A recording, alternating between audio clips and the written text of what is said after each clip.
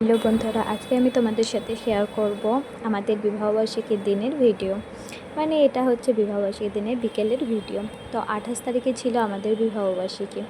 তো 28 তারিখে আমরা কিন্তু বিবাহবার্ষিকীর দিনকে কোনো কিছু পালন করি আর না করি, আমরা কিন্তু মন্দিরে যাওয়ার চেষ্টা করি। মানে সেটা যে কোনো মন্দিরই হোক না কেন, চেষ্টা করি যাওয়ার জন্য। আর এটা আমরা কিন্তু এসেছিলাম মথুরারই দ্বারকাধীশ মন্দিরে। আর সন্ধে তখন লাগেনি, মিনিমাম 7টার দিকে এসেছিলাম। আর আমাদের এদিকে 7টার দিকে সন্ধ্যেটা লাগে না, একটু লেটেই সন্ধে হয়। তো দেখো আমি কিন্তু বাইরে এখানে দাঁড়িয়েছিলাম, আর ও কিন্তু গিয়েছিলো, তোমার দাদাভাই গিয়েছিলো কিন্তু স্কুটিটাকে রাখতে আর কি। আর এখানে তো দাঁড়িয়ে ছিলাম, তখন অনেকজনই যাওয়া আসা করছিল। আর আজকে কিন্তু ছিল একটু ভিড়টা কমই, তো সে কারণে আমাদের একটু বেশি ভালো হয়েছে যাওয়া, মানে তাড়াতাড়ি দর্শন করে চলে আসতে পেরেছি। আর তোমাদের দাদাভাই এখন কিন্তু চলে এসেছে, আর এখন আমরা কিন্তু যাব ঠাকুর দর্শন করতে। তোমাদেরকে আগেই ঠাকুরটা বাড়ির দিক থেকে দর্শন করিয়ে দিলাম, আর তারপর দেখো এখন কিন্তু আমি ভিতরে গিয়ে তোমাদেরকে ঠাকুরটাকে দর্শন করিয়ে দিচ্ছি। আর এটা মানে এই মন্দিরে না যখন তখন আসবো বলে আসা যায় না, একটা মানে নির্দিষ্ট টাইম থাকে, তুমি আসতে পাবে।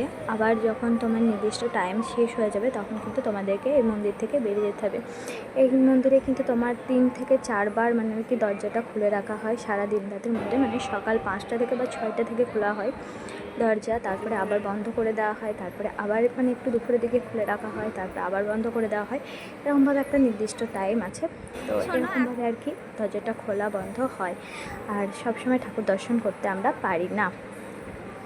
এসেছিলাম হোলিতে দর্শন করতে, তারপরে আবারও এই দেখো এখন কিন্তু আমাদের বিবাহবার্ষিকীর দিনকে এসেছি। আর এটা হচ্ছে ঠাকুরের মন্দিরের যে মানে আর কি ঠাকুরটা আছে, ঠাকুরের পিছন দিকটা। আর পরিক্রমা দেওয়ার পরে এখানে কিন্তু আমরা সবাই একবার করে মাথাটা ঠেকাই, কারণ হচ্ছে ঠাকুর দর্শন করা এবং ঠাকুরকে ছুঁতে পারি এটাই মনে হয়। আর এখানে কিন্তু ঠাকুরকে আরতি দেওয়ার পরে যে প্রদীপগুলো হয় সেগুলোই আর কি এখানে রেখে দেওয়া হয় আরতির মানে আর কি নেওয়ার জন্য। তো আমাদের মতো দেখতে পাচ্ছ অনেকেই গিয়েছিল ঠাকুর দর্শন করতে। তো আমরাও ঠাকুর দর্শন করে কিছুক্ষণ মন্দিরে বসেছিলাম, আর বসে থাকার পরে তারপরে তো বাড়ি চলে আসবো। একটু লেটই হয়ে গিয়েছিলো আমাদের যেতে।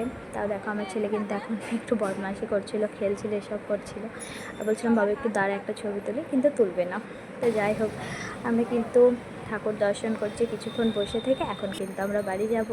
আর আজকের ভিডিওটা এই পর্যন্ত। সবাই ভালো থেকো, সুস্থ থেকো।